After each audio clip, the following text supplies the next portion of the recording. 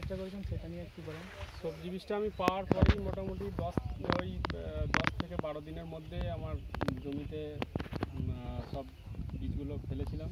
তার থেকে প্রথমের দিকে যে শাক বীজগুলো পেয়েছিলাম, লাল মোটে যে পুনকো শাক আর হচ্ছে পালং শাক, সেগুলো পালং বীজ আর পুনকো বীজগুলো ফেলেছিলাম। ফেলে মোটামুটি সেগুলো বিক্রি করে ফেলেছি প্রায়, এবং শেষের দিকেই হয়ে গেছে, এখনও আছে কিছু কেমন। হ্যাঁ, তারপরে এখন ধরুন রয়েছে এই সবুজ যে ব্রোকলি, ফুলকপি, বাঁধাকপি, হ্যাঁ, তারপরে আপনার এই মূলো, টমেটো, এইসবগুলো এখনও রয়েছে। মোটামুটি বাজারে বিক্রিও করেছি কিছু। আচ্ছা, আগামী দিনে এই সবজি বাকি যেগুলো আছে সেগুলো বাজার বিক্রি করে কেমন আপনি আশা করছেন? মানে আশা বলতে দেখুন, এখন তো মোটামুটি সবজি, শীতকালের সবজি এগুলো সব মানে প্রত্যেক চাষি করছে।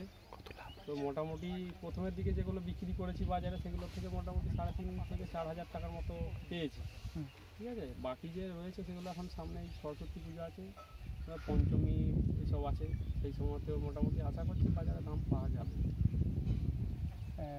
এই মানে এই সবজি প্রদর্শনী দেখে মানে অন্যান্য চাষিদেরকে আপনি কী বার্তা দেবেন?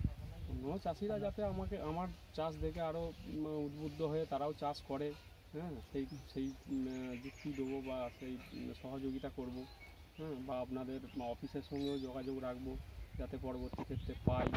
হ্যাঁ, ঠিক আছে, ধন্যবাদ।